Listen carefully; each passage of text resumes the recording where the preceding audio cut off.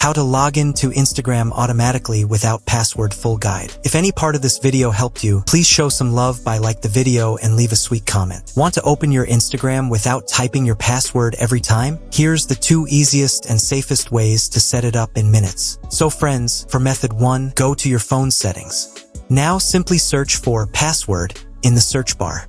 Then tap on password and autofill. Again, open password and autofill. Now friends, from here go into Google. Then select the Google Password Manager option.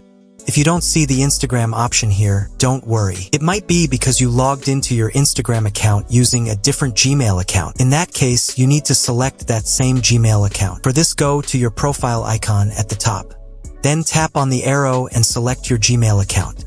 Now you will see your Instagram account in front of you. Simply open Instagram from here.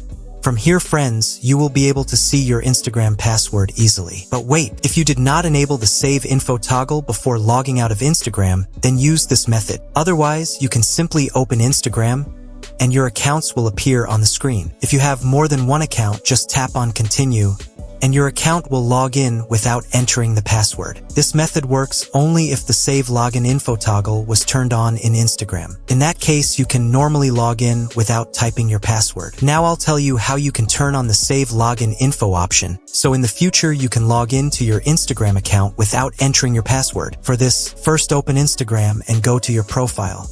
Then tap on the 3 lines at the top. After that, go to Account Center. From here, tap on Password and Security.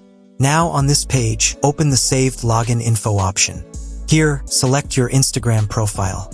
Now make sure the Save Login Info toggle is turned on. Great, now you can log in to Instagram without a password. Don't forget to like and subscribe.